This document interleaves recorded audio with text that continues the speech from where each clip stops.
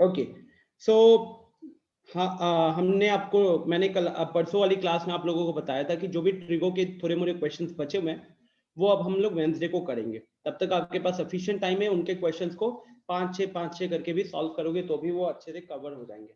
5-6 नहीं, बट हाँ 10 questions per day के हिसाब से। So moving ahead, now we are going to start with the next chapter. This is your chapter number 9।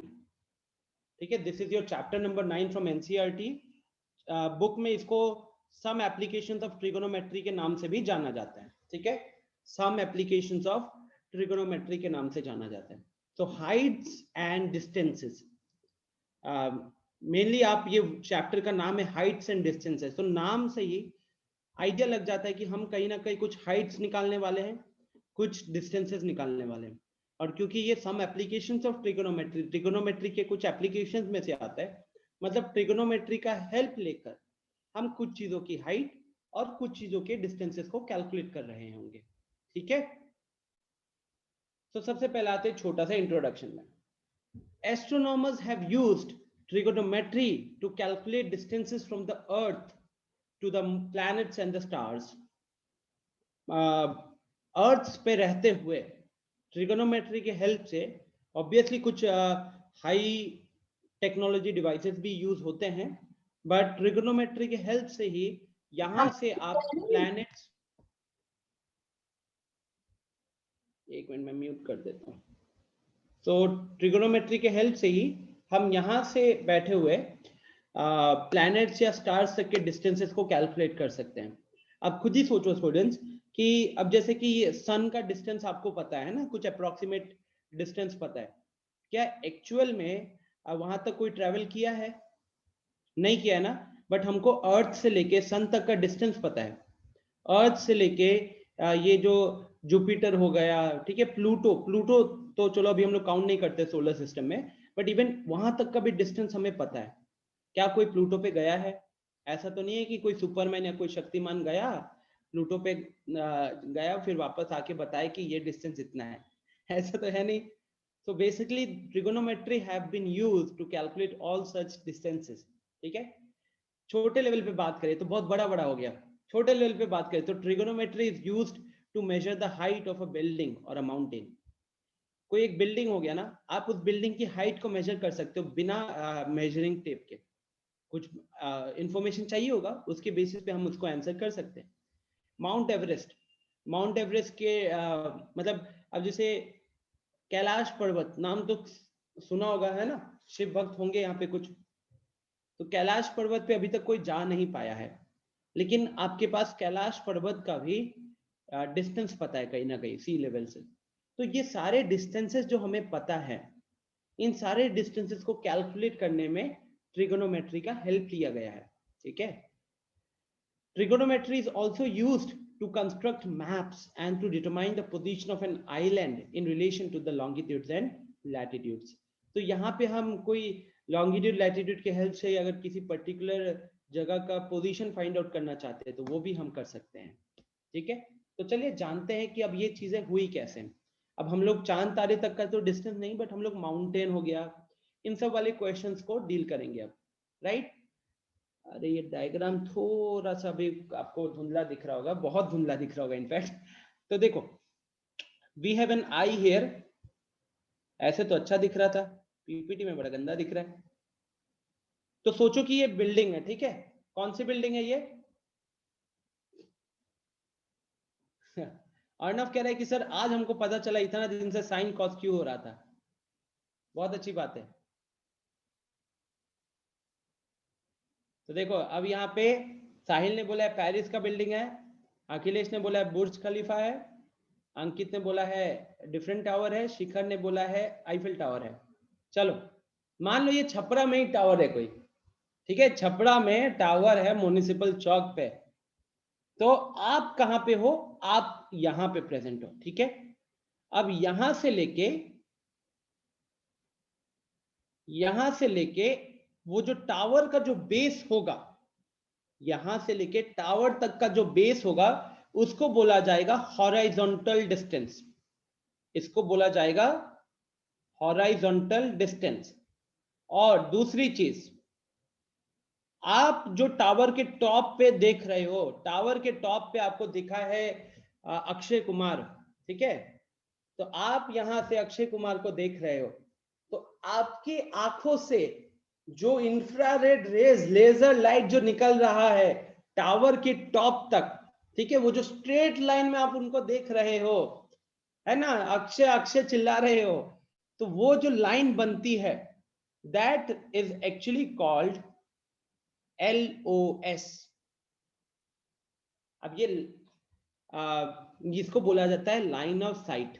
जैसे Kashmir border पे है ना LOC, लाइन ऑफ कंट्रोल, ठीक उसी तरीके से लाइन ऑफ साइट। और ये सब, ये क्या है हमारा, बिल्डिंग के टॉप से बिल्डिंग के बेस तक क्या होगा, सबसे मुश्किल सवाल, ये हो जाएगा बिल्डिंग की हाइट, ठीक है? तो प्लीज ऑब्जर्व कर लीजिए सारी चीजें। आप जहां पे खड़े हो वहां से लेकर बिल्डिंग के बेस तक का जो डिस्टेंस होगा, जो लाइन ड्रॉ हो रही है एक तरीके से, उसको हॉरिजॉन्टल डिस्टेंस बोला जाएगा। आपकी आंखों से जो लेजर लाइट निकल रही है, ठीक है, जो लाइन ऑफ साइट जो आप देखने के लिए, ऐसा तो नहीं है ना कि आप टेढ़ा मेढ़ा देखते हो। आप जब किसी चीज पे नजर गड़ाए हुए तो सीधा देखते हो कि नहीं उस ऑब्जेक्ट पे?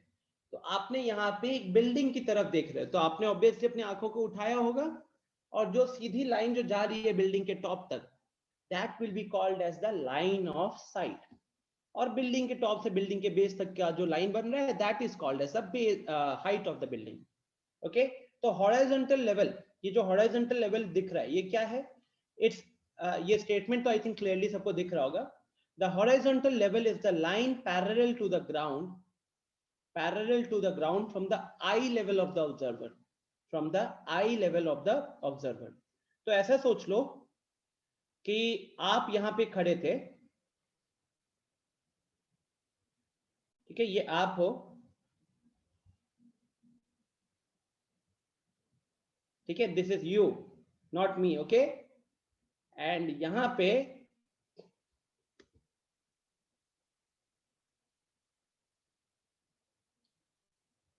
आ गई, मान लो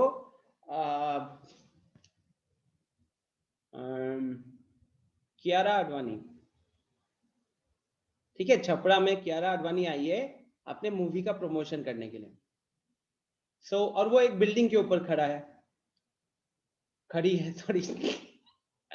तो अब आप क्या करोगे, जो हॉरिजॉन्टल लाइन बनाना होगा, वो हॉरिजॉन्टल लाइन को कैसे ड्रॉ करोगे? This is very important guys, ठीक है? फर्स्ट ऑफ ऑल, जहां पे आप खड़े हो और जिस बिल्डिंग पे कियारा खड़ी है, और उनके दोनों के, आपका बेस और बिल्डिंग के बेस को ज्वाइन कर दिया जाए, आपका बेस और बिल्डिंग के बेस को ज्वाइन कर दिया जाए, ठीक है? और फिर ये वाला जो लाइन बना है, इसको हम क्या बोलेंगे? ये कौन सी लाइन है? दिस इज द ग्राउंड ना? इसको क्या बोलोगे? आप जहां पे खड़े हो और बिल्डिंग की जो बेस है, अगर हम उसको एक स्ट्रेट लाइन से दोनों पॉइंट को ज्वाइन करेंगे तो क्या होगा? ग्राउंड होगा कि नहीं? ऐसा तो नहीं कि हवा में आप उड़ने लग गए हैं, या बिल्डिंग हवा में उड़ने लग गई। तो ये हो गया ग्राउंड। लाइन ऑफ साइट क्या होता है? लाइन ऑफ साइट तो होता है जो आपके यहां से जो लेजर लाइट निकल रहा होगा। अब देखो, लेजर लाइट जो निकलेगा वो सीधा निकलेगा, ऐसा नहीं कि ऐसा ऐसा ऐसा ऐसा चल चल के आप यहां पहुंच रहे हो। तो basically it will be a straight line from the eye to the top of the building. It will be a straight line from the eye of the observer to the object, whatever object you are viewing, ठीक है? And जो आपके आंखों से जो line निकलेगी, एक imaginary line which is parallel to the ground, this line which is parallel to the ground, this will be called as a horizontal level, या इसको horizontal line मान लो, इसको horizontal line मान लो। लॉजिक समझ में आ रहा है क्या? Your horizontal line is always parallel to the ground। Horizontal चीज तो ऐसे भी ग्राउंड के पैरेलल होती है गाइस, है ना? बट यहाँ पे जो लाइन भी बन रही है ये अपने ग्राउंड लेवल के पैरेलल होगी, ये अपने ग्राउंड लेवल के पैरेलल होगी, ठीक है। सो दिस ग्रीन कलर वाला line is your line of sight, this red colour वाला line is your ground, this black color wala line is the line of sight, the horizontal line, and this blue color wala line is your height of the building on which Kiara Advani is standing. Okay, so now हमें कुछ basic terminologies है जो अपने mind में आपको clear रखना होता है, तभी जाकर आप समझ पाओगे कि अच्छा कैसे निकालते हैं हाइट वगैरह कैसे निकालते हैं। तो हॉरिजॉन्टल लेवल का आइडिया क्लियर है, किसी को कोई डाउट है क्या यहाँ पे? Any doubts in the definition of the horizontal level? Anyone?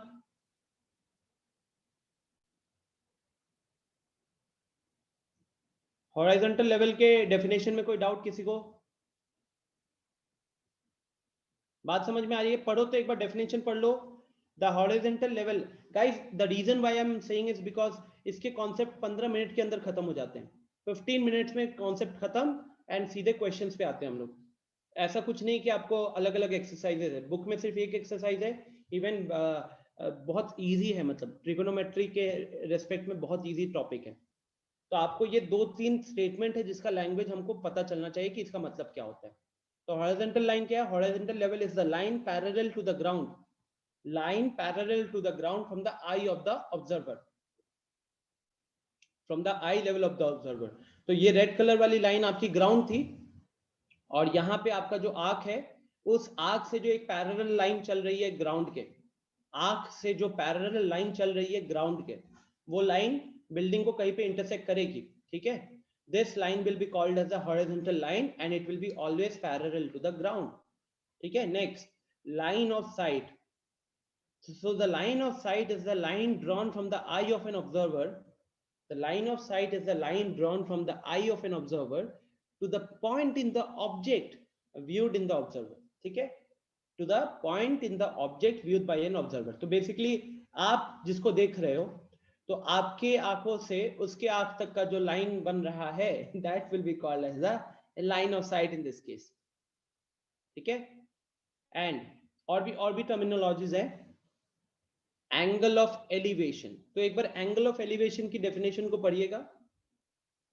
The angle of elevation of the point viewed is the angle formed by the line of sight with the horizontal. Angle of elevation ultimately एक angle है, तो ये angle होता है तो दो arms होती है ना, एंगल्स दो आर्म्स होती हैं, तो एंगल किन के बीच में बन रहा है? तो वो बन रहा है line of site with the horizontal. जो लाइन ऑफ साइट है और जो हॉरिजॉन्टल लेवल है, उनके बीच के एंगल को बोला जाता है एंगल ऑफ एलिवेशन। बट एक छोटी सी कंडीशन है। कंडीशन क्या है? When the point being viewed is above the horizontal level, जब आप जिस पॉइंट को देख रहे हो वो आपसे ऊपर है, तब एंगल ऑफ एलिवेशन बनेगा। मतलब सोचो कि आप जमीन पे खड़े हो और टावर पे कोई खड़ा है, ठीक है, टावर आपसे ऊंचे हाइट पे है, और अब आपको देखने के लिए अपने सर को उठाना पड़ रहा है, देखने के लिए आपको अपने सर को उठाना पड़ रहा है। तो जब आपने सर उठाकर जब चीज को देख रहे थे, तो जो लाइन ऑफ साइट है और जो हॉरिजॉन्टल लेवल है, उनके बीच में जो एंगल बनेगा, उसी एंगल को बोला जाएगा angle of elevation. That is when the head is raised to look at objects. जैसे कि इस केस में यहाँ पे अगर आप यहाँ खड़े थे ग्राउंड पे, कियारा आडवाणी टावर पे खड़ी है, तो आपको अपना सर उठाना पड़ा देखने के लिए। तो यहाँ पे जो ये एंगल बन रहा है, this angle theta will be called as the angle of elevation. इसको थोड़ा सा रिलेट करना है तो एलिवेटर्स, मॉल वगैरह में आपने एलिवेटर देखा होगा। एलिवेटर क्या करता है? आपको चलने से बचाता है कि नहीं? एक फ्लोर से दूसरे फ्लोर पे पहुंचा देता है, राइट। तो एलिवेटर आपको एक हायर ऑल्टीट्यूड पे पहुंचाता है एक। ठीक उसी तरीके से ये एंगल ऑफ एलिवेशन से कैसे समझोगे?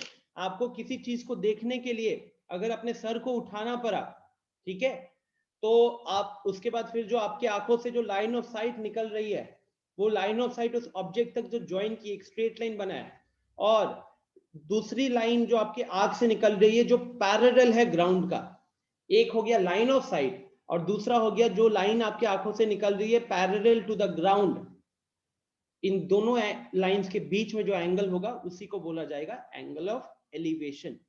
किसी को एंगल ऑफ एलिवेशन में कोई दिक्कत? एंगल ऑफ एलिवेशन के डेफिनेशन में कोई प्रॉब्लम किसी को? विवेक, यश, अर्णव, अंशु, नैन्सी, मुस्कान, अखिलेश, कोई दिक्कत? एंगल ऑफ एलिवेशन वाली चीज समझ में आई है कि नहीं? किन दोनों लाइंस के बीच का एंगल होगा? शुभम,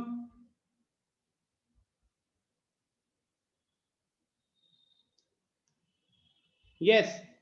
ऊपर वाले, अगर आप किसी चीज को ऊपर देख रहे हो तो जो एंगल बन रहा होगा उसको एंगल ऑफ एलिवेशन बोलेंगे, ठीक है।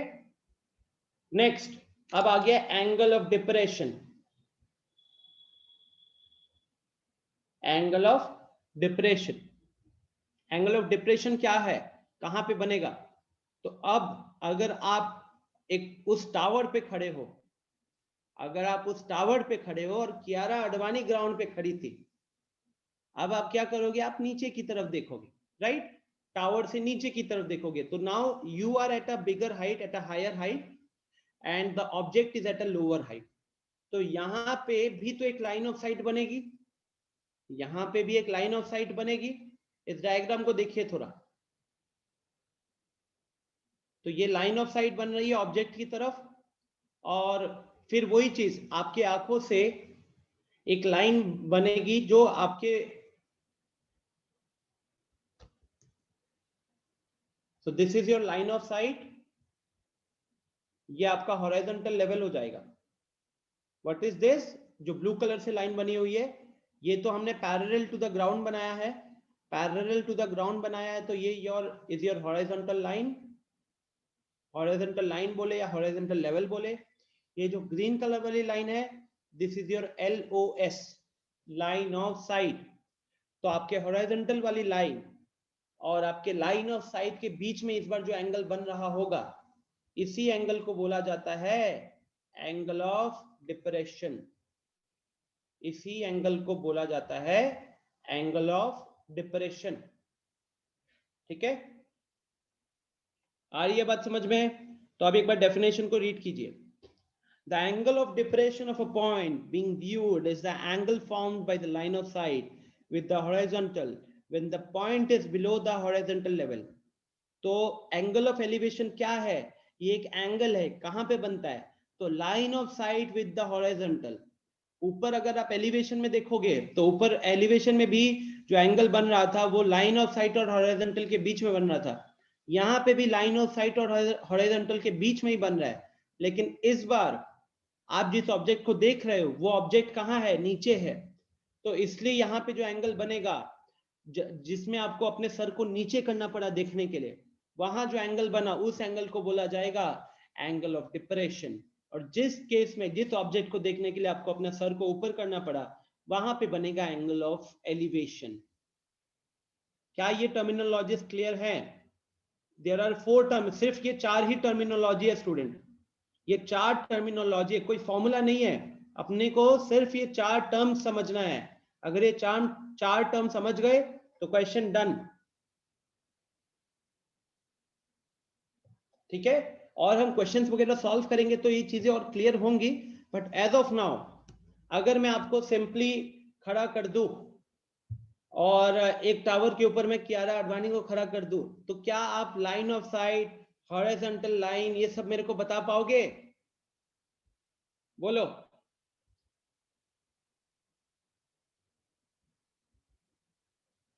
अर्णव कह रहा है नहीं बता पाएंगे।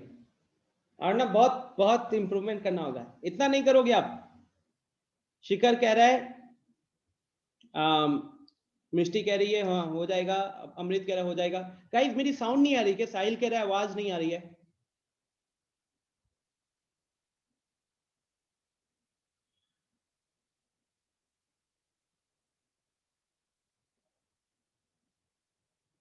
M I not audible? क्या मेरी आवाज आप लोगों को क्लियरली आ रही है? कितने लोगों को आवाज नहीं आ रही है? एक बार हैंड रेज करना। How many of you are not able to hear me? Please raise your hand.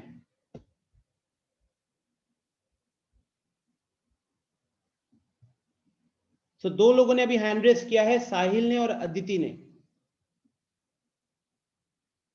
And Arnav ने. So guys, I think it's very clear that my audio is clear. नहीं तो फिर majority would have raised their hands, right? Maybe outside the weather is not clear on your area, and that is why there's internet issue. So, क्या ये terminologies clear है students? कोई दिक्कत है किसी को तो प्लीज पूछिए अपना सवाल. अखिलेश कह रहा है आप कोई मॉडल लगाइए, हम बताएंगे. आप ही को खड़ा कर देते अखिलेश हैं.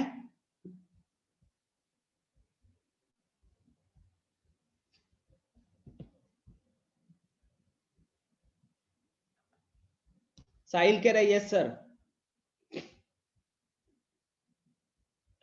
ओके. सो अब ये साइड में डायग्राम देखो, वो जो सिचुएशन बन रहा था, if you observe it properly, we were able to make proper right angle triangles. ऊपर अगर ये वाला ट्रायंगल को देखते हो, इस वाले ट्रायंगल को देखते हो, so now this is a proper right angle triangle, right? proper right angle triangle बन रहा है. तो सिमिलरली यहां भी देखोगे एंगल ऑफ डिप्रेशन के केस में, अगर मैं इस ऑब्जेक्ट को इस वर्टिकल लाइन के साथ इधर ज्वाइन कर दूं, तो यहाँ पे भी क्या बन रहा होगा, एक राइट एंगल ट्रायंगल बन रहा है. राइट एंगल ट्रायंगल बन रहा है मतलब ट्रिगोनोमेट्री के चांसेस है. ठीक है, तो अब इसको पढ़िए जरा. मान लो कि मैंने उसको शॉर्ट में, इसका ए गायब हो गया है,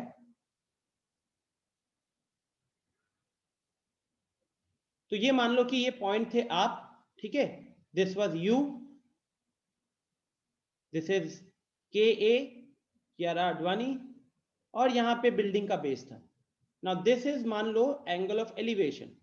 ये क्या हो जाएगा फिर, this is angle of AOE लिख देता हूं शॉर्ट में ना, एंगल ऑफ एलिवेशन.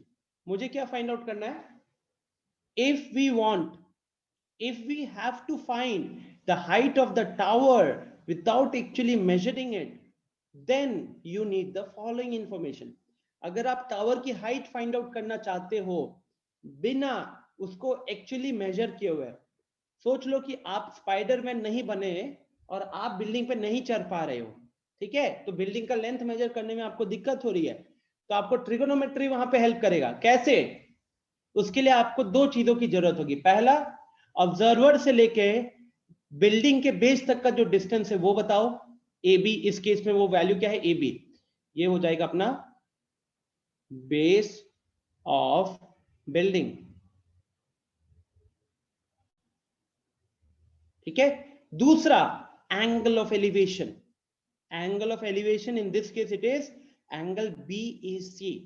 तो अगर आपने बता दिया मेरे को कि आपके पॉइंट, आप जहां पे खड़े हो वहां से बिल्डिंग के बेस का डिस्टेंस कितना है और आप किस एंगल ऑफ एलिवेशन में देख रहे हो, तो मैं ये बता सकता हूं कि वो जिस बिल्डिंग पे खड़ी है उस बिल्डिंग की हाइट कितनी है.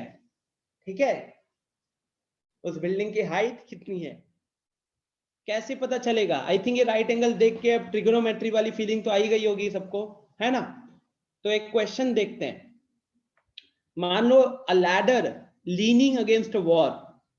आपने क्या किया, एक लैडर है, एक सीढ़ी जिसको आपने वॉल के अलोंग लीन करके रखा हुआ है. ठीक है, वॉल के अकॉर्डिंग उसको सपोर्ट दे रखा है.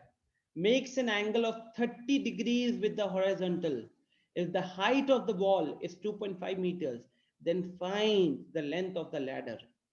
सोच रहे हो, वो सीढ़ी का लेंथ निकाल सकते हो इसके हेल्प से.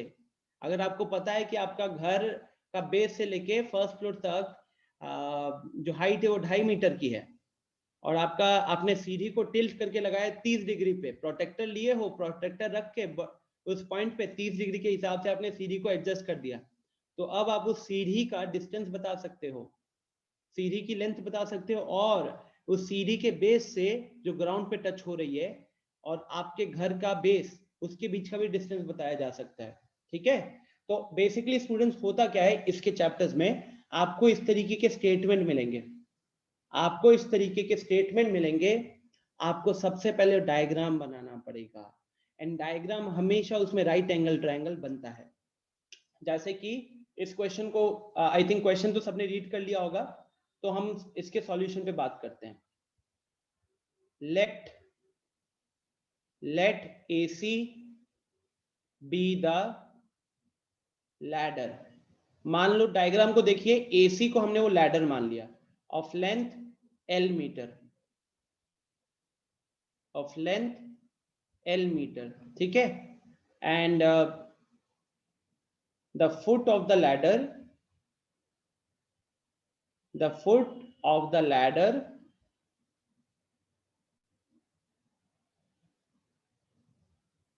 touches the ground at A। मतलब जो लैडर की जो फुट है ना, जो आपने जमीन पे टिकाई हुई है, वो पॉइंट है A।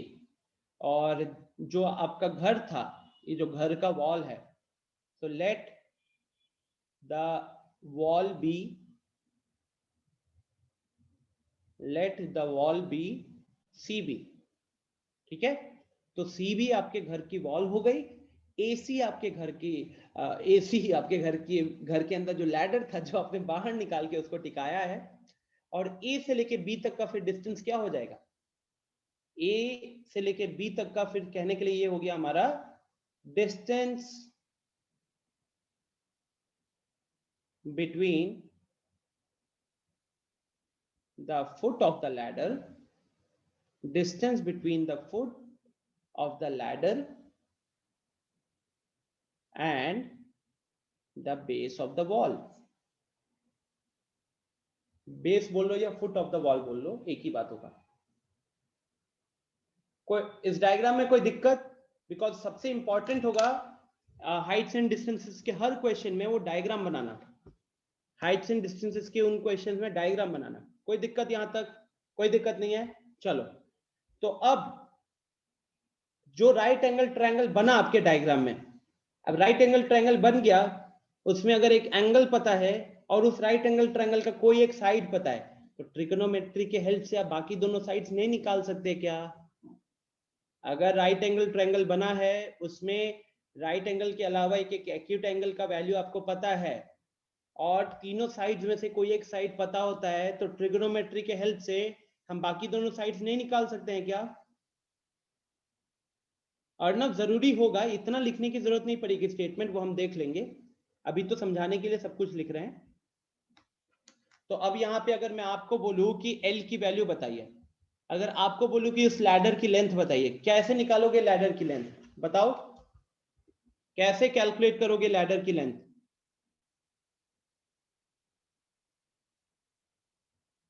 बताइए स्टूडेंट्स। क्या मैं ये कह सकता हूं कि in right triangle ABC, angle A जो है वो 30 डिग्री का है। तो अगर मैं यहाँ पे लैडर का लेंथ निकालना चाहता हूं, तो लैडर का लेंथ तो हाइपोटेन्यूज का लेंथ हो गया। हमारे पास क्या गिवन है? हमारे पास वॉल की हाइट गिवन थी, वो इस राइट एंगल ट्रायंगल में एंगल ए के लिए परपेंडिकुलर का काम कर रहा है। तो परपेंडिकुलर हमको दिया हुआ है, हाइपोटेन्यूज हमको निकालना है। कौन सा ट्रिगोनोमेट्रिक रेशियो लगाऊं? कौन सा ट्रिगोनोमेट्रिक रेशियो लगाऊं? साइन, ठीक है, साइन या कॉसेक लगा सकते हो। अगर मैंने इस राइट एंगल ट्रायंगल में साइन 30 डिग्री निकालना चाहा, तो साइन 30 डिग्री कैसे निकालोगे आप लोग? वो होगा CB upon perpendicular upon base, right. अब साइन 30 की वैल्यू कितनी होती है? वो होती है हाफ। CB हमें पता है 2.5 मीटर्स, AC हमें नहीं पता, उसको एज इट इज रहने दो। तो अब अगर आप क्रॉस मल्टीप्लाई करते हो, तो AC बराबर कितना? 2.5 टाइम्स ऑफ 2 कितना हो गया ये? This comes out to be 5 metre. तो इससे आपको पता चल गया कि जो सीढ़ी आपने टिकाई थी, वो सीढ़ी की लंबाई कितनी है? 5 मीटर की सीढ़ी है, वो सीढ़ी 5 मीटर की है। Getting this logic? बोलो, आया समझ में? आसान है कि नहीं एकदम? अर्णव ने हैंड रेस किया है। हाँ जी अर्णव बताओ। सर कह रहे थे सर, एक चीज पूछना है सर। पहले सर जब आप साइन 30 लिखे सर, उसके बाद ट्रिग्नोमेट्रिक रेशियो भी लगाए सर, और सर उसके बाद टेबल वाला वैल्यू भी लगाए सर।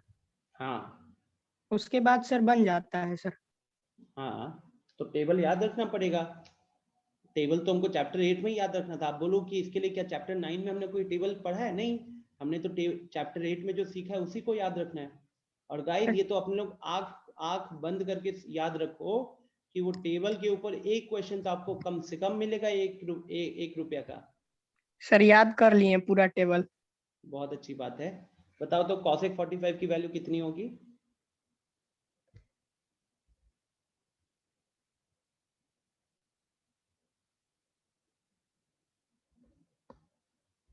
बिना बुक में देखे हुए।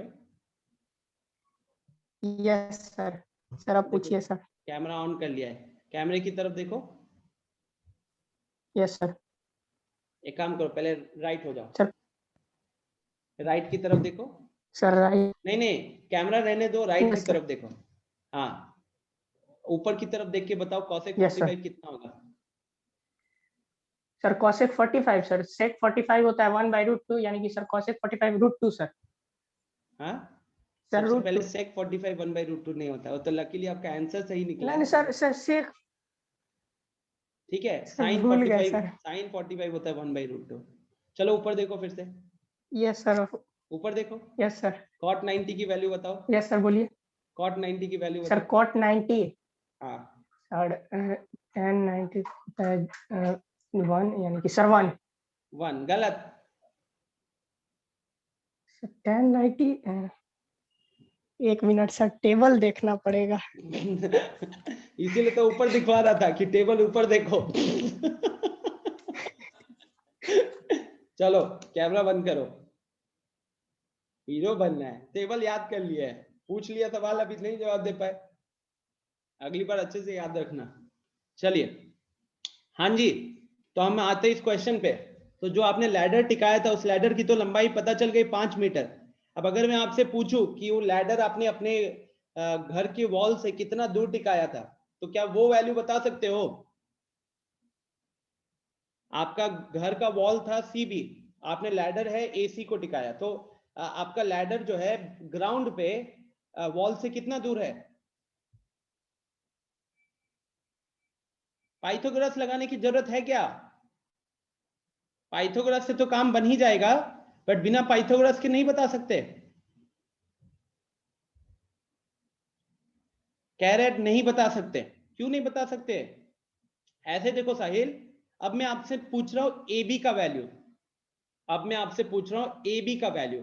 ए बी हो गया हमारा बेस, एंगल ए के लिए ए बी हो गया बेस, और बीसी का वैल्यू है परपेंडिकुलर। तो perpendicular divided by base tan 30 करके नहीं निकल जाएगा क्या?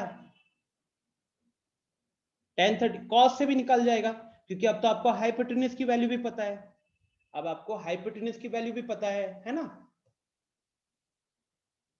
Getting this logic? तनिष कोई दिक्कत? Shreya any problem? विवेक?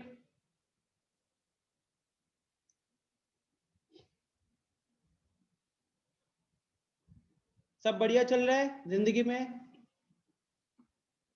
आसान टॉपिक है गाइस, बट बोर्ड्स के अकॉर्डिंग बहुत इंपॉर्टेंट है। बोर्ड्स के हिसाब से बड़ा इंपॉर्टेंट है, क्योंकि सीधे 4 नंबर का एक सवाल आता है, और शायद ही कोई ईयर होगा जहां पे 4 नंबर का सवाल नहीं पूछा गया इस चैप्टर से। शायद ही, इनफैक्ट अगर आपकी किस्मत अच्छी रही, अगर आपकी किस्मत अच्छी रही तो ट्रिग्नोमेट्रिक आइडेंटिटी और हाइट्स एंड डिस्टेंस का एक क्वेश्चन में और दे देगा। या तो वो सॉल्व करो या ये सॉल्व करो। ठीक है, तो चलिए एक क्वेश्चन आप भी करो पहले, है ना? जस्ट गिव मी 1 मिनट, एक बार मैं मॉड्यूल ओपन कर लूं या एनसीईआरटी ओपन कर लूं। एक क्वेश्चन आप भी कीजिए जरा।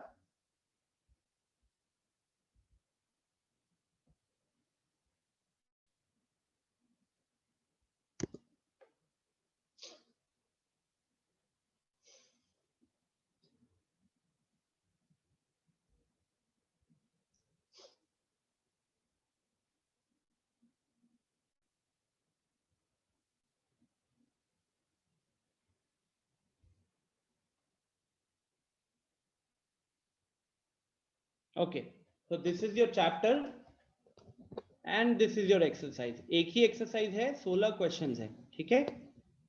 चलिए, तो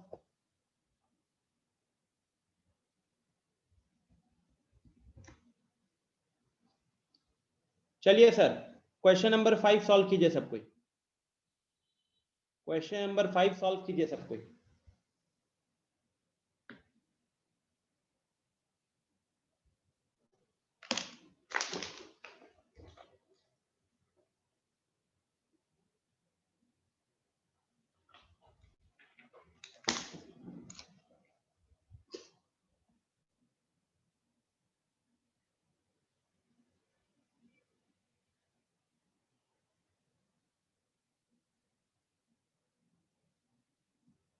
रिया, आप लेट आए हो क्या आज?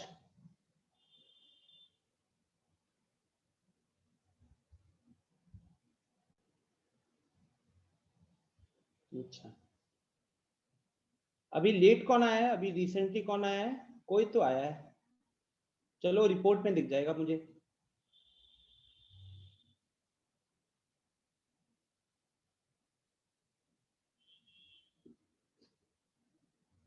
अनुभव लेट आया, हाँ।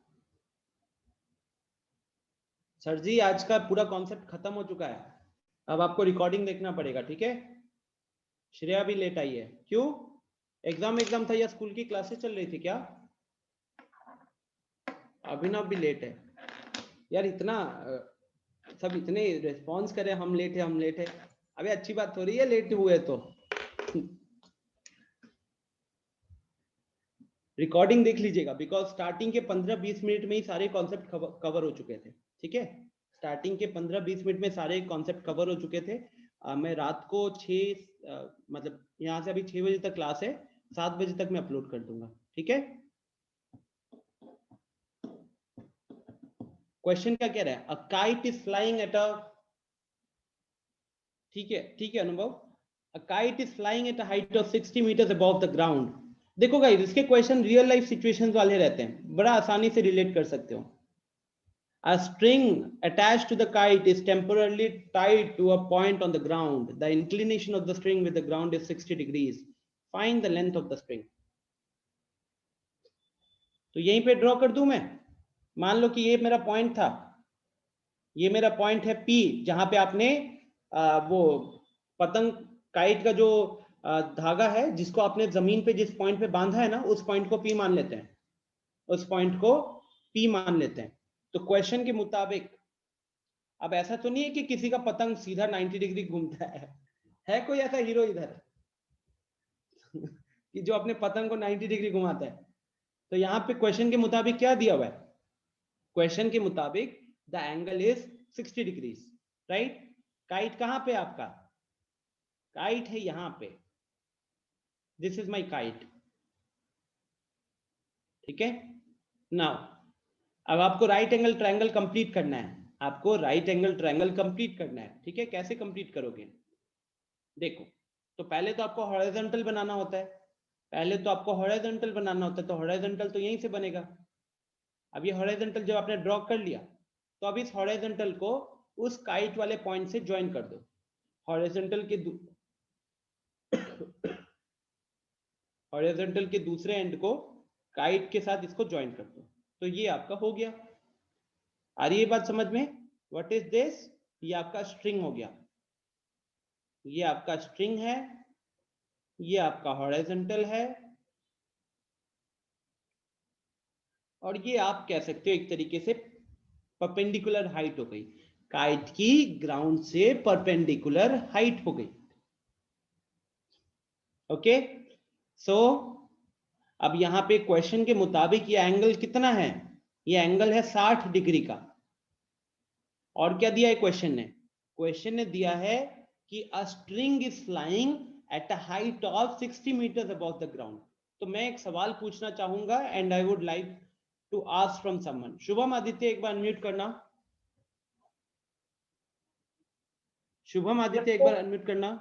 हाँ शुभम, मैंने मैसेज देखा था परसों ग्रुप पे, 5:26 के आसपास पे एक मैसेज था, sir I can not join because of my internet.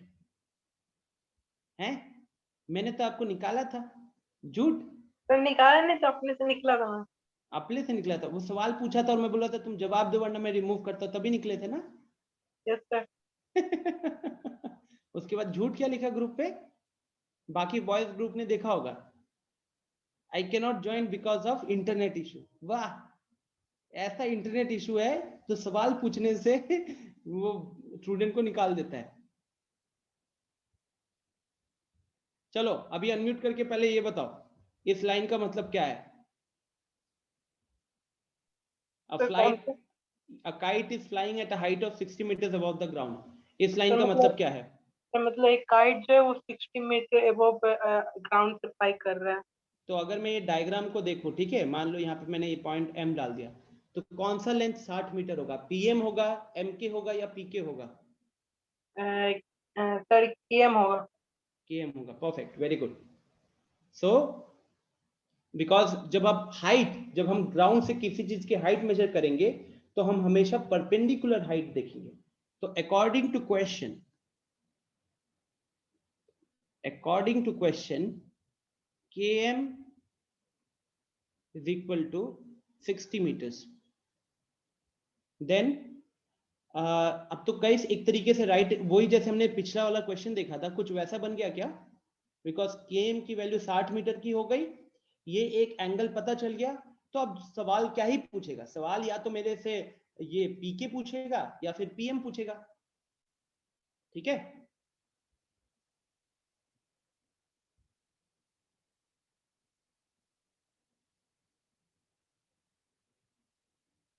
यश ने बोला है सर एयरटेल 13 जुलाई तक इंटरनेट इशू रहेगा, कस्टमर ने बोला है।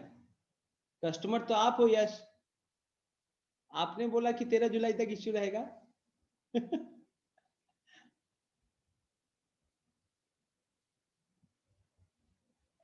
अच्छा, ओके, कोई दिक्कत यार, आसान टॉपिक है, हैं? मतलब the topic is very easy. I just want everyone to understand कि it is all about making the proper diagram, it is all about making the proper diagram. ऐसा नहीं कि ये सब क्वेश्चन ऐसे, इससे मुश्किल क्वेश्चन भी है, but I want everyone to be comfortable in this question, जहां पे सिर्फ एक राइट ट्रायंगल बनता है। ऐसे भी क्वेश्चन है जहां पे दो राइट ट्रायंगल बनते हैं, ठीक है, तो वो भी देखेंगे अभी हम। बट पहले क्या ये चीज क्लियर है? दिमाग में कोई डाउट तो नहीं है किसी को? आई थिंक अब तो ट्रिगोनोमेट्री लगा के आराम से निकाल लेंगे ना, ट्रिगोनोमेट्री लगा के आराम से निकाल लेंगे, ठीक। Any problem to anyone? Muskan कोई प्रॉब्लम है? कुछ लोग हैं जो एकदम शांत है, कुछ रिप्लाई नहीं आ रहा है। मृत्युंजय कोई दिक्कत? जहां भी दिक्कत हो प्लीज बताओ। विवेक कहीं पे प्रॉब्लम?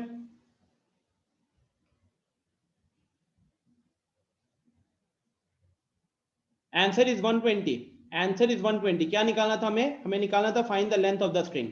तो लेंथ ऑफ द स्ट्रिंग मतलब क्या? pk is the length of the string here, pk is the length of the string. So now triangle, अगर मैं ट्रायंगल pkm में ही देखो, वहां पे मैं क्या लगा सकता हूं? मेरे पास 60 मीटर जो लेंथ है that is the perpendicular is given and hypotenuse is what I need to find. Perpendicular है, हाइपोटेन्यूज निकालना है, क्या लगाओगे? साइन। तो sine 60 degree, sine 60 degree is equal to 60 upon pk। तो साइन 60 की वैल्यू कितनी हो गई? √3/2, √3/2 is equal to 60 upon pk हो जाएगा। क्रॉस मल्टीप्लाई करेंगे गाइज, एक बार मैं देखता हूँ। 120 आंसर नहीं है शायद, 120 आंसर नहीं है, 120 आंसर नहीं है। बहुत लोगों का 120 आ रहा था तो I thought 120 was the answer, नहीं है। शिखर पूछा ऐसा स्लैक मतलब क्या होता है? स्लैक का मतलब कि वो जो स्ट्रिंग है शिखर, उसमें कोई गांठ नहीं बंधा हुआ है, ठीक है, उसमें कोई गांठ नहीं बंधा हुआ है, उसको बोलेंगे कोई स्लैक नहीं है। और एकदम मतलब वो वेव फॉर्म में भी नहीं है, एक तरीके से कह सकते हो वेव फॉर्म में भी नहीं है। सो यहाँ से पीके वैल्यू आ जाएगी अर्णव, जब हम क्रॉस मल्टीप्लाई करेंगे तो 60 के साथ 2 मल्टीप्लाई होगा तो 120 बन जाएगा और √3 नीचे आ जाएगा। अब √3 नीचे, रूट वाला नंबर नीचे, मतलब रैशनलाइज करना पड़ेगा, और जब हम इसको रैशनलाइज करेंगे जब हम इसको रैशनलाइज करेंगे, सो 120 बाई √3 इंटू √3 से मल्टीप्लाई डिवाइड कर दिया, तो उससे क्या हो जाएगा, वो नीचे 3 बन जाएगा, 40√3 आपका आंसर आ जाएगा यहाँ से, ठीक है, वो 40√3 आपका आंसर आ जाएगा। शिखर पूछ रहे कि सर अगर स्लैक होता तो उससे इशू, कोई इशू है? बिल्कुल इशू है शिखर, बिकॉज अगर स्लैक होगा तो आपका, आप इस फॉर्मूले से जो लेंथ निकालोगे वो लेंथ आएगा 40√3, बट क्योंकि उसमें गांठ बंधा होगा तो गांठ बनने के कारण actual length will be more than 40√3, actual length will be more than 40√3। Getting this? नहीं, कोई क्वेश्चन नहीं आता स्लैक वाला। शुभम कह रहा है sir hypotenuse is smaller than side. No no no Shubham, 40√3 जो है, √3 की वैल्यू कितनी होती है? 1.73, तो 40 इंटू 1.73 अगर करते हैं, अब 170 इंटू 4 तो 680 हो गया, मतलब ये 692 होगा, और एक दो डेसिमल 69.2। तो देखो 40√3 का वैल्यू अगर देखेंगे तो अप्रोक्सीमेटली 69.2 सेंटीमीटर आ रहा है, ठीक है।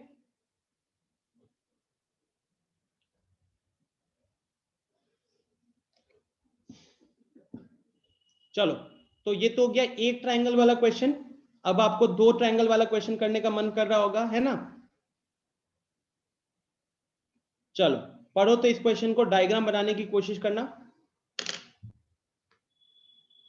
साहिल, हर क्वेश्चन में 2 ट्रायंगल नहीं बनेगा, उसके क्वेश्चन ही अलग होंगे। जैसे ये क्वेश्चन पढ़ो, इस क्वेश्चन को पढ़िए और डायग्राम बनाने की कोशिश कीजिए। आपको 5-6 मिनट का टाइम देता हूं, कोई टेंशन नहीं है।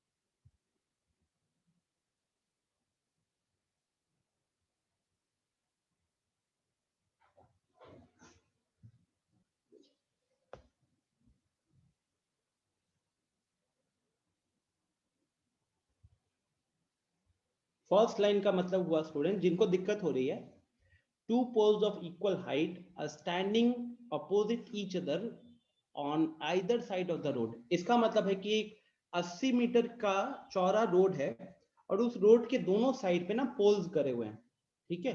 तो मैं इसको ड्रॉ करता हूं।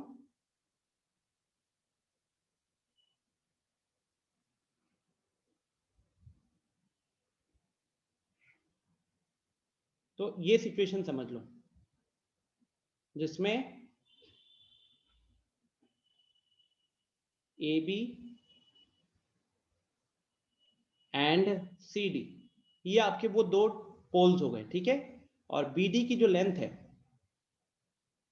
बीडी की लेंथ मान लेते 80 मीटर्स की लेंथ हो गई, ठीक है।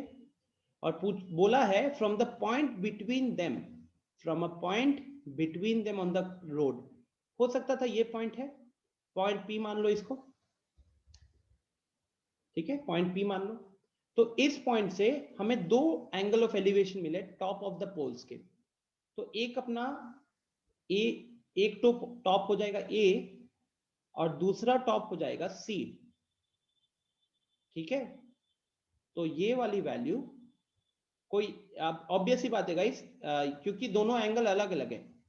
सुनो, आप लोगों ने, हो सकता है किसी ने इसको ऐसे रखा हो सकता है किसी ने ऐसे रखा हो कि पॉइंट के बीच, आपने रास्ते के एकदम बीच में रख दिया।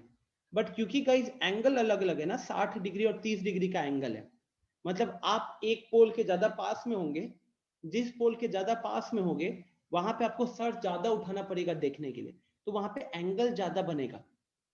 जहां पे आपको सर ज्यादा उठाने की जरूरत पड़ी वहां पे हॉरिजॉन्टल के साथ एंगल ज्यादा बनेगा। तो यहाँ पे वो एंगल ज्यादा कहां बन रहा है, ये बन रहा है 60 डिग्री पे, और यहाँ पे एंगल बन रहा है 30 डिग्री पे, ठीक है।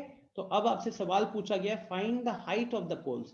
हमें बस इतना ही बोला हुआ था कि पोल्स दोनों सेम हाइट के हैं, तो ये भी h है, ये भी h है, और डिस्टेंस बिटवीन द पोल्स पूछा हुआ है। तो क्या आप लोगों के डायग्राम सही ऐसे बने हैं? कितने लोगों के डायग्राम इस तरीके के बने हैं? Please raise your hand. आप में से कितने लोगों के डायग्राम इस तरीके के बने थे? रेज हैंड करो, पता तो चले ना कितने लोगों का डायग्राम बना है इस तरीके से। अमृत, विवेक, अंशु, मिष्टी, शुभम, नैन्सी, रिया, 7 लोग। चलो ठीक है, 7 लोगों के डायग्राम्स बने, धीरे धीरे सबके भी बनेंगे। प्रैक्टिस करना पड़ेगा थोड़ा सा। पूरा खेल डायग्राम का है, ठीक है, पूरा खेल डायग्राम का है। बताने की जरूरत नहीं है कि यहाँ पे राइट एंगल ट्रायंगल बन रहा होगा, यहाँ पे ये 90 डिग्री बन रहा है, यहाँ पे ये 90 डिग्री बन रहा है, ठीक है। तो अब आपको क्या करना है, आपको वैल्यू फाइंड आउट करनी है। कैसे करोगे? जो इसका डायग्राम था वहां पे, वो ये डायग्राम है, ठीक है। तो अब ये सॉल्व करने के लिए, अगर मैं एक बार पीछे वाले पे चले जाऊं, मुझे अपना डायग्राम ज्यादा क्लियर दिख रहा है। तो सॉल्व करने के लिए स्टूडेंट सब क्या करना होगा, देखिए सबसे पहले ना आपको बी से लेके डी तक का डिस्टेंस 80 दिया हुआ है, बी से लेके डी तक का डिस्टेंस 80 दिया हुआ है। तो हमने यहां पे इसको बना दिया x, और यहां से आगे हमने डिस्टेंस बना दिया 80 माइनस x, ठीक है। तो b से लेके p तक का डिस्टेंस x बना दिया, तो p से लेके d तक का डिस्टेंस 80 माइनस x हो जाएगा। ऐसा क्यों?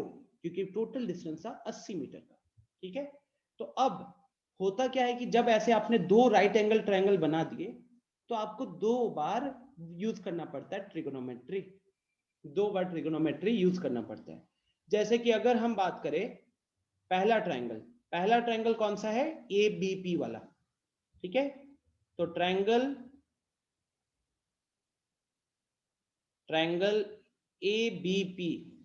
ABP न्यूज, फालतू न्यूज। तो यहां पे अब हम अगर ट्रिगोनोमेट्री लगाते हैं, ठीक है। अब याद रखो एक सिंपल सा प्रोसेस होता है जो आपको फॉलो करना है। वो प्रोसेस ये रहेगा कि आपको क्या क्वेश्चन में क्या आपको हाइपोटेन्यूज से रिलेटेड कुछ पूछा है? क्या आपको हाइपोटेन्यूज से रिलेटेड कुछ पूछा है? नहीं पूछा है। हमें जो भी पूछा गया है वो या तो परपेंडिकुलर से रिलेटेड है या फिर बेस से रिलेटेड है। तो इसीलिए आप ट्रिगोनोमेट्रिक रेशियोज में सिर्फ tan और या cot को यूज करोगे, बिकॉज tan और cot ही परपेंडिकुलर और बेस को यूज करता है। Getting this? साइन वगैरह यूज करोगे वेस्ट ऑफ टाइम होगा। साइन कॉस कॉसेक या सेक यूज करोगे तो वहां पे आपका वेस्ट ऑफ टाइम होने वाला है। बात समझ में आ रही है सबको? तो मैं यहाँ पे tan लगा के आपको दिखाता हूं। ये जब आप खुद भी थोड़ा सा प्रैक्टिस करोगे क्वेश्चन तो आप भी रियलाइज करोगे, ठीक है? तो tan 60 डिग्री, tan 60 डिग्री क्या होगा इस ट्रायंगल में? h अपॉन x होगा कि नहीं होगा? h अपॉन x, ठीक है? तो यहां से tan 60 की वैल्यू रखो, √3 is equal to h by x. चलो अब आते हैं दूसरे ट्रायंगल की तरफ। दूसरा ट्रायंगल हो गया हमारा triangle PCD, triangle PCD।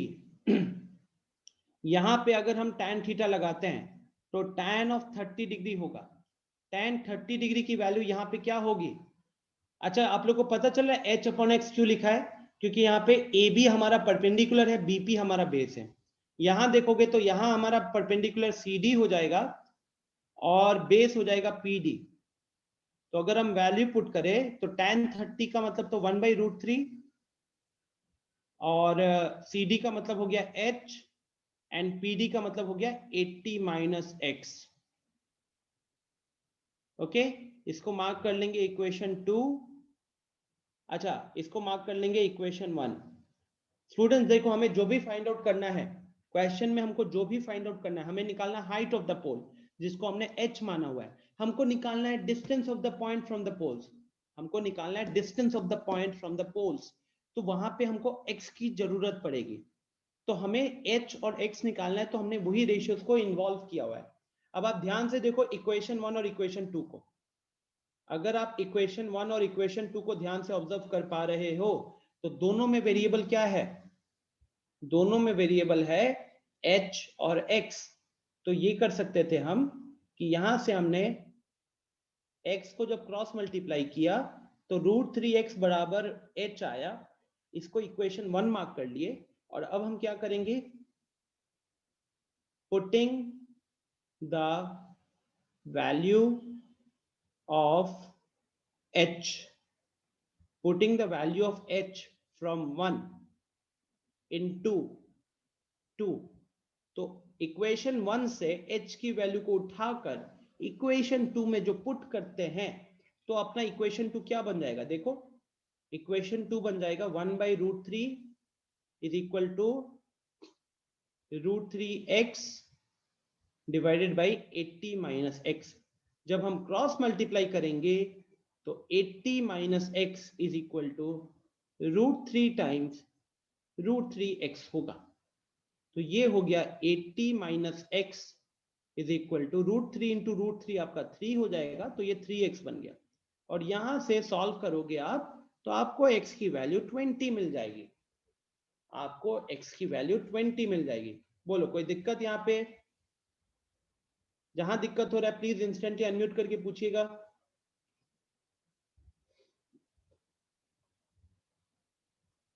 Shreya पूछ रही है सर h by(x) कैसे लिखे हैं? श्रेया, हमने एक बार अनम्यूट करके पूछना, मैं समझ नहीं पा रहा हूं आपके सवाल को। सर वो 10 वैल्यू 60 लिखे है ना? tan 60, हाँ वहाँ पे h by हाँ। x लिखे हैं। हाँ, तो वो tan ऐसे tan थीटा क्या होता है? Perpendicular by base. तो अगर आप परपेंडिकुलर बेस। हाँ, तो अगर आप इस 60 डिग्री को देखती हो तो 60 डिग्री के लिए परपेंडिकुलर क्या होने वाला है इस केस में? AB। Yes sir. 60 और बेस क्या हो जाएगा? BP, हो जाएगा। राइट? तो वही हाँ। AB की वैल्यू को हमने h रख दिया और BP की वैल्यू को हमने x रख दिया, ठीक है? Yes sir. सो बोलो कितने लोगों को दिक्कत हो रही है यहाँ पे? जो मैंने सॉल्व किया लॉजिक समझ में आया है क्या? दोनों राइट एंगल ट्रायंगल में 2 बार ट्रिगोनोमेट्री लगी है, दोनों में h और x के बीच में रिलेशन ऑब्जर्व किया हमने। इक्वेशन 1 में भी h और x था, इक्वेशन 2 में भी h और x था। इक्वेशन 1 से h की वैल्यू उठाई और उसको इक्वेशन 2 में पुट कर दिया। इक्वेशन 1 से h की वैल्यू उठाई, उसको इक्वेशन 2 में पुट कर दिया। इससे ये हुआ कि आपका जो इक्वेशन 2 है वो सिर्फ किसके टर्म्स में रहा, वो रहा हमारे h के टर्म्स में, x के टर्म्स में, सॉरी h को तो हमने एक तरीके से एलिमिनेट कर दिया। 100 रुपया तक आदमी दे। अभिनव 100 रुपया तक आदमी क्या कर रहे हो यार?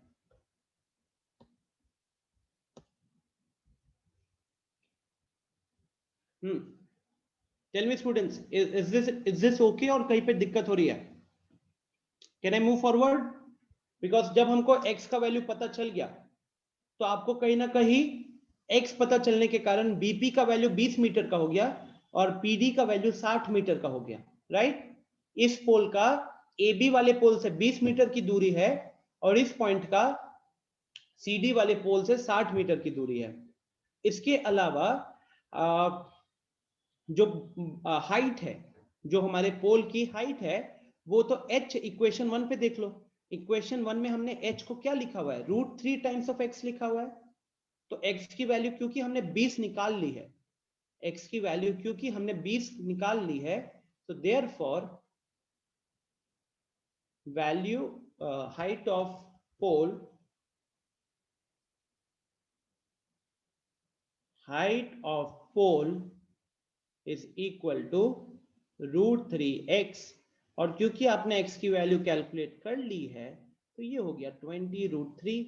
√3 20 तो जनरली लिखता नहीं हम लोग पहले नेचुरल नंबर को लिख लेते हैं या रैशनल नंबर को लिखते हैं पहले, फिर रूट वाले पार्ट को लिखते हैं। तो 20√3 metre will become my answer. Shikhar कह रहा है अब बन जाएगा। शिखर इसके बाद क्या बचा बनाने के लिए? खाना तो मैंने पड़ोस के दे दिया, अब तो खाना था बस।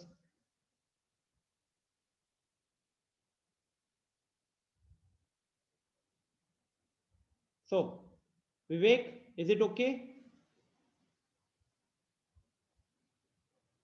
अनुभव, कोई दिक्कत यहां पे? अर्णव, अंकित, अमृत?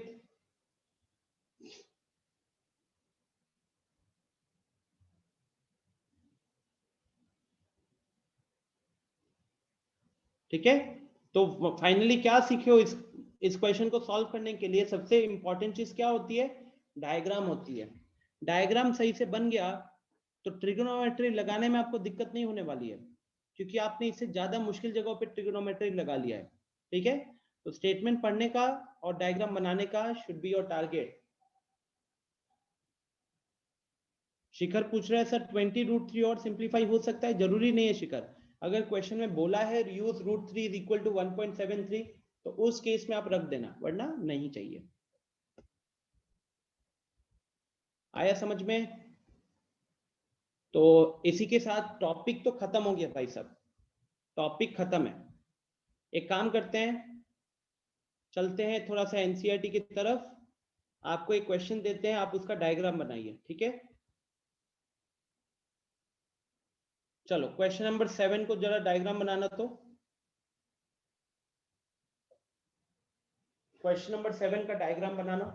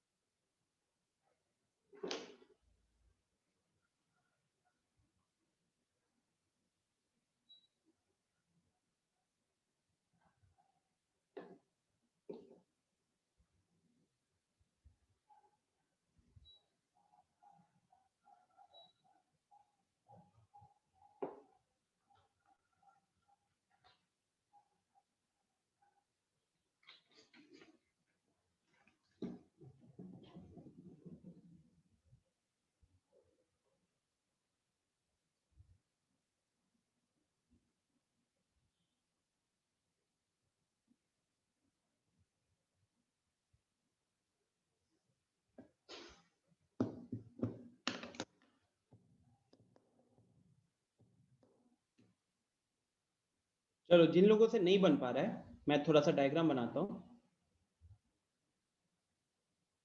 कह रहा है क्वेश्चन कि from a point of the on the ground, the angle of elevation of the bottom and the top of a transmission tower fixed at the top of a 20-meter high building।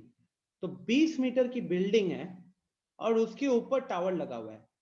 तो मान लो कि पहले ये black colour वाली line से मैंने building को draw कर दिया और इसके ऊपर अब हम टावर को ड्रॉ करते हैं। इसके ऊपर हमने टावर को रखा हुआ है, ठीक है।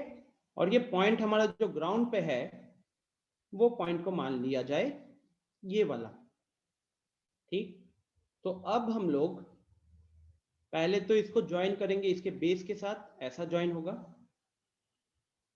उसके बाद क्वेश्चन के मुताबिक आप वो जो टावर का टॉप और बॉटम है दोनों पे एंगल ऑफ एलिवेशन बन रहा है।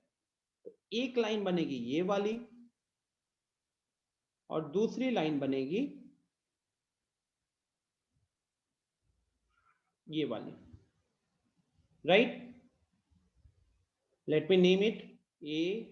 जिन जिन लोगों से डायग्राम नहीं बना है प्लीज इसको ड्रॉ कर लीजिए। अब यहां पे हमारा ए बी क्या है? So A B is the 20-meter building. A B is the 20-meter building. What is A D? DA, it is the tower, transmission tower. C is the point on the ground. C is the point on the ground. Okay, चलो तो अब इसको करते solve. Question में और क्या information है? ये रहा क्वेश्चन। 20 मीटर की बिल्डिंग थी, मतलब ये वैल्यू है 20 और 45 डिग्री एक है और दूसरा 60 डिग्री है। तो ये वैल्यू हमने 45 डिग्री का कर लिया एंड ये वाला एंगल हमने 60 डिग्री का कर लिया, ठीक है। चलो, तो दो राइट एंगल ट्रायंगल अभी भी है स्टूडेंट्स, दो राइट एंगल ट्रायंगल अभी भी दिख रहा है मुझे। ओके, अब पहला वाला राइट एंगल ट्रायंगल कौन सा है? छोटू वाला ट्रायंगल, ट्रायंगल ABC। तो छोटू वाले राइट एंगल ट्रायंगल को अगर देखोगे और वहां पे अगर हम tan लगाने जाए तो tan 45 डिग्री लगेगा। tan 45 डिग्री क्या होगा? AB upon BC, AB upon BC हो जाएगा। तो tan 45 की वैल्यू तो 1 होती है, तो 1 is equal to AB upon BC हुआ, implies AB is equal to BC। Cross multiply किए तो AB का वैल्यू BC के बराबर आ गया। तो ये हमारा पहला इंफॉर्मेशन हुआ। अब क्योंकि AB का वैल्यू 20 था, क्योंकि AB का वैल्यू 20 था तो AB बराबर BC बराबर 20 मीटर हमारा आंसर आ गया। कोई दिक्कत यहां तक? साहिल वो थोड़ा सा प्रैक्टिस से काम बन जाएगा, ठीक है, थोड़ा सा प्रैक्टिस से काम बन जाएगा।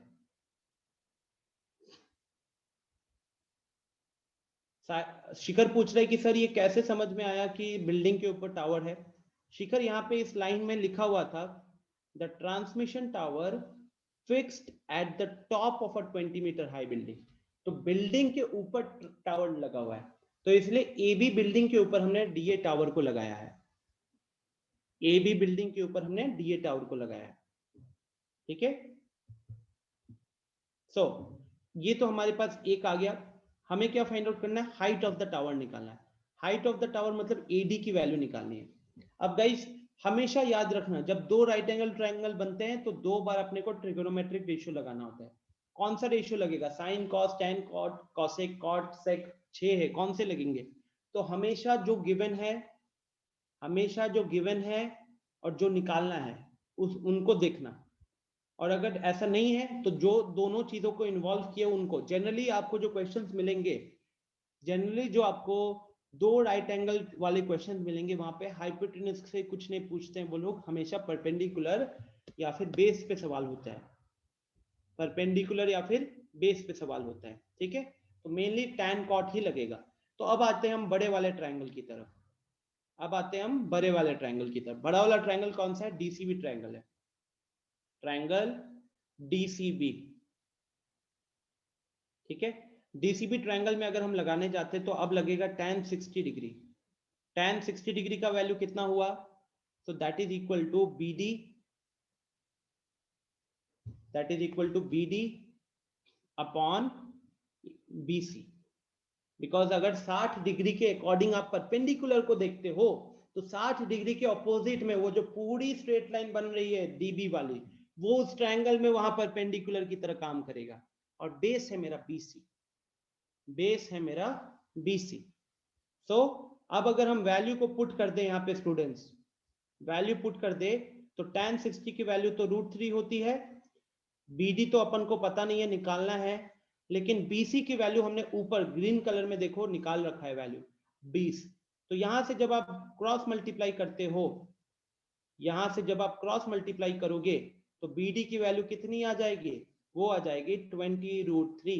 यही अपना इस क्वेश्चन का आंसर हो जाएगा।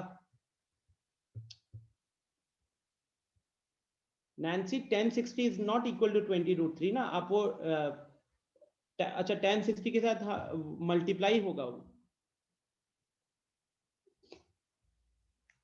साहिल कह रहे हैं कि सर डायग्राम में मेरा और आपका अल्फाबेट अलग अलग है, उससे कोई दिक्कत नहीं है साहिल। अल्टीमेटली क्वेश्चन में क्या निकालना था? हाइट ऑफ द टावर निकालना था। तो आपके अगर डायग्राम में height of the tower PQ हो रहा है तो PQ की लेंथ आपकी 20√3 आनी चाहिए। मेरे डायग्राम में टावर इज AD, मेरे डायग्राम में टावर का लेंथ जो है वो AD है, तो इसलिए मैंने सॉरी अच्छा स्टूडेंट्स, मेरा अभी सवाल सॉल्व नहीं हुआ हम लोगों का। हमने BD की वैल्यू निकाली है, लेकिन क्वेश्चन में हमको AD पूछा हुआ है, क्वेश्चन में हमको हाइट ऑफ द टावर पूछा हुआ है, तो मैं उसको यहां सॉल्व करता हूं। तो therefore height of the tower is AD will be equal to DB minus AB। तो DB की वैल्यू कितनी है? DB की वैल्यू है 20√3 और AB की वैल्यू है 20। तो 20√3 माइनस 20, ज्यादा से ज्यादा क्या कर सकते थे? 20 कॉमन लेते तो ब्रैकेट में √3 माइनस 1 आता। ये मेरा आंसर होगा। This will be my answer. I hope this is clear to everyone. जल्दी नोट कर लीजिएगा, जल्दी नोट कर लीजिएगा।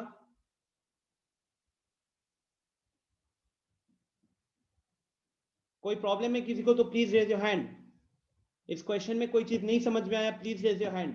कुछ अप्रोच को लेकर कोई डाउट है प्लीज बताइए, जल्दी पूछिए, टाइम इज अप।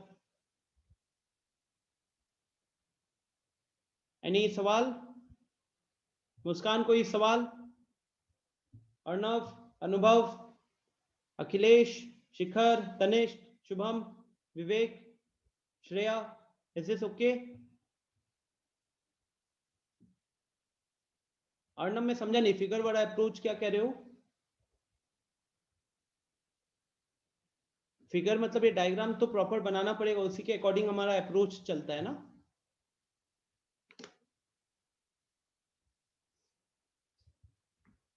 श्रेया देखिए, हमको सवाल में पूछा था टावर की हाइट, तो मेरा डायग्राम के मुताबिक AB मेरी बिल्डिंग थी और बिल्डिंग के ऊपर AD मेरा टावर था, तो उस हिसाब से मुझे AD की लेंथ क्वेश्चन में निकालनी थी, राइट। अब आप देखो तो मैंने जो नीचे डार्क पिंक से जो लिखा हुआ है एक तरीके से, वहां पे BD की वैल्यू कितनी है?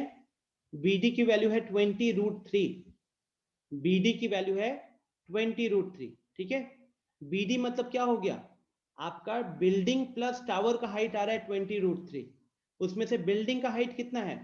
उसमें से बिल्डिंग का हाइट क्वेश्चन में दिया हुआ है 20 मीटर। तो 20√3 में से 20 मीटर को जब हमने माइनस कर दिया, 20√3 पूरा बिल्डिंग और टावर का हाइट में से जब आप बिल्डिंग की हाइट को हटा देते हो तो आपके पास क्या बचेगा? टावर का हाइट बचेगा।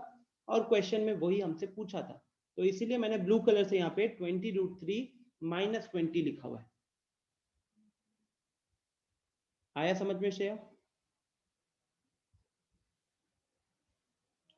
साहिल कह रहा है कि DA जो 90 डिग्री है वो एंगल नहीं बन पा रहा है प्रोटेक्टर से। DA 90 डिग्री कहाँ है? सबसे पहले साहिल, DA 90 डिग्री कहाँ दिया हुआ है? DA is like a straight line standing on, और ऑल्सो आप लोगों को प्रोटेक्टर से भी बनाने की ऐसा जरूरत नहीं है। अगर प्रोटेक्टर नहीं है तो आप इसको ऐसे ही बना सकते हो, इतना कोई इशू नहीं है, ठीक है। एसी की बात कर रहे हो तो एसी में तो, एसी तो यार साहिल, एक एसी जो बन रहा है वो 45 डिग्री बना रहा है और उसके ऊपर जो सीडी बना रहा है वो 60 डिग्री बना रहा है, ठीक है। तो इसी के साथ एंड करते क्लास को। आई होप सबने नोट कर लिया होगा। होमवर्क इसके रिलेटेड क्या होगा वो आपको हम ग्रुप पे अपडेट कर देंगे। आसान है, ठीक है, कोडिंग है तो हम इसके क्वेश्चंस को नहीं छोड़ने वाले। शिखर का एक सवाल है सर, इसमें हमें थीटा गिवन रहेगा? यस शिखर, जनरली वो हम जो एंगल्स जानते हैं उसी के ऊपर का रहने वाला है, ठीक है। चलो bye bye, bye Shreya, take care, bye bye everyone, ending the session here, मिलते हैं अगली क्लास में।